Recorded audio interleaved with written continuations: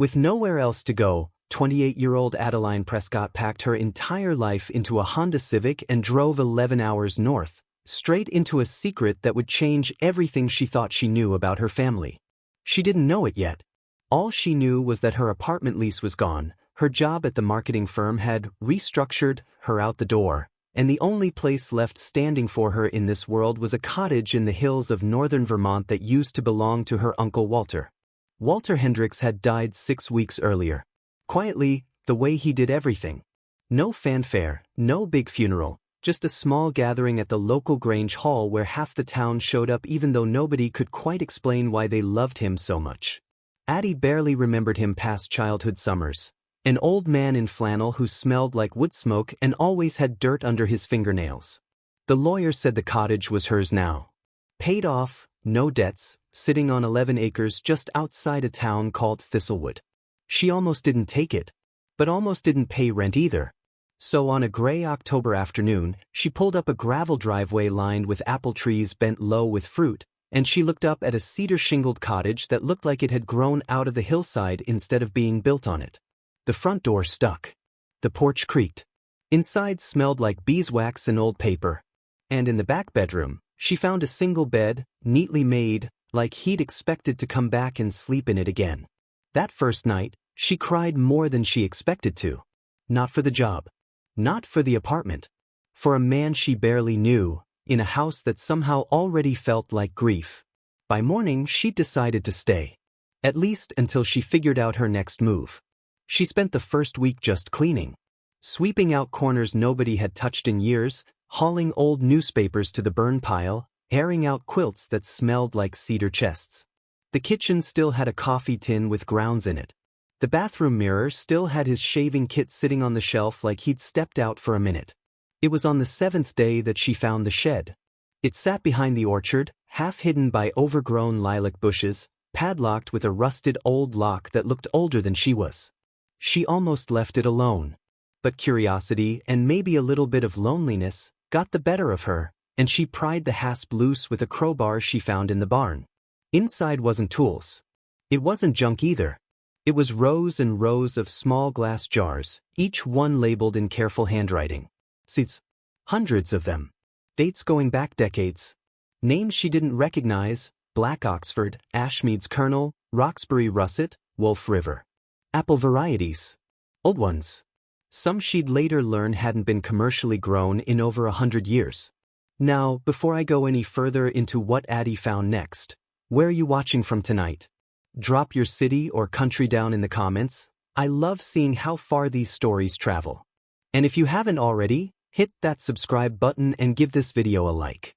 It genuinely helps this channel keep telling stories like this one. Alright, back to Addie and that shed full of secrets.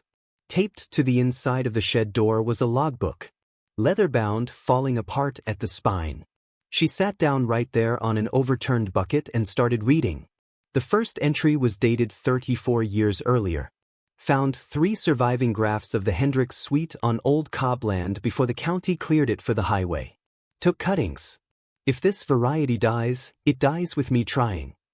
Page after page, it became clear what her uncle had actually been doing all those years while everyone in town just thought he was a quiet old orchard hobbyist. Walter Hendricks had spent almost his entire adult life tracking down apple varieties that were vanishing from America. Heirloom trees planted by settlers 200 years ago, varieties that grew in specific soil and specific weather, trees that couldn't just be replaced once they were gone because their genetics didn't exist anywhere else on Earth. See, most apples you buy in a grocery store today come from just a handful of varieties. Red Delicious, Gala, Honeycrisp, maybe Fuji. But there used to be over 14,000 named apple varieties growing across North America. Farmers and homesteaders bred them for specific purposes, some for storing through brutal winters, some for hard cider, some for a particular pie your great-great-grandmother swore by. When a farm got sold, bulldozed, or simply abandoned, those trees usually died with the family that planted them. Nobody was cataloging it. Nobody was saving it. Except, apparently, Walter.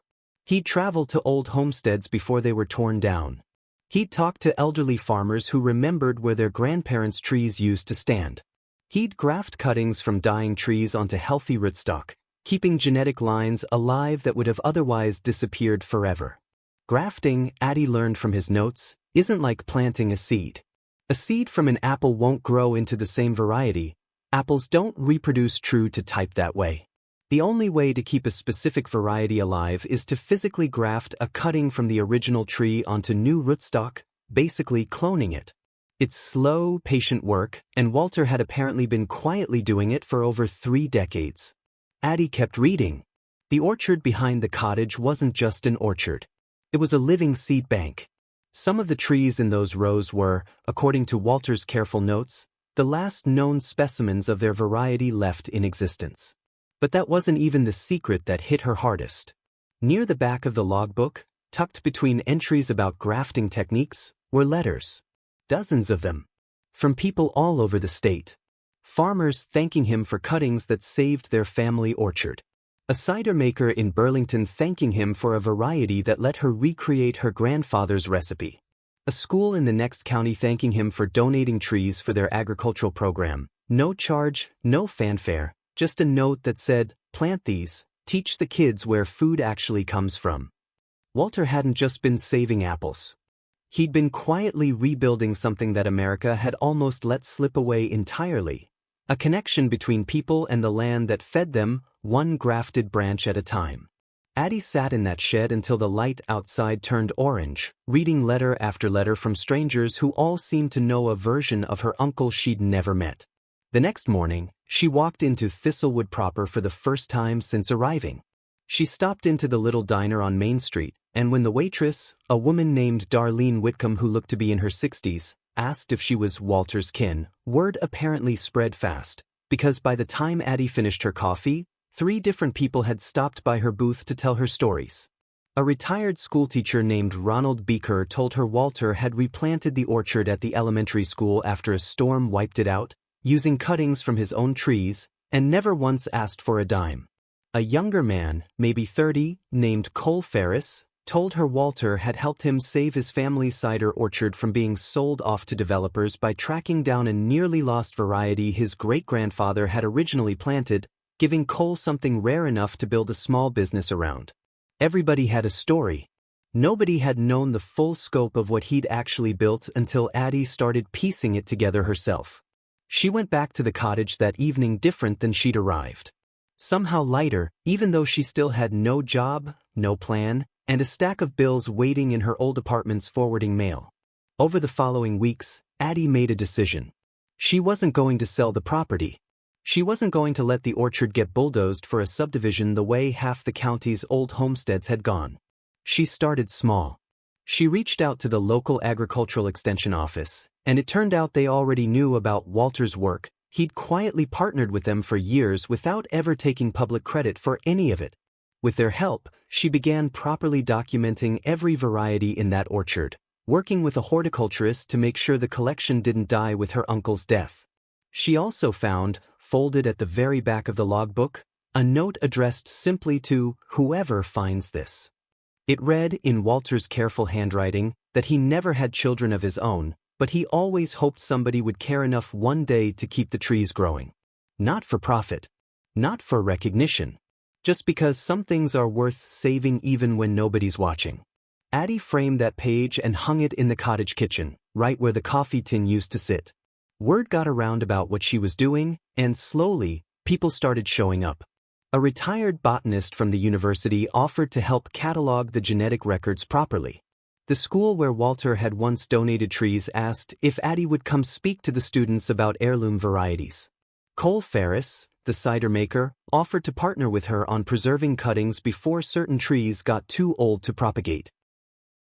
What started as a woman with nowhere else to go, hiding out in a dead relative's cottage, slowly turned into something else entirely.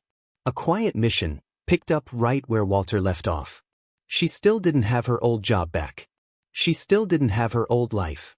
But standing in that orchard on a cold November morning, watching frost settle over rows of apple trees that had survived wars, highway expansions, and generations of neglect just because one stubborn old man refused to let them disappear, Addie realized she hadn't lost her direction at all.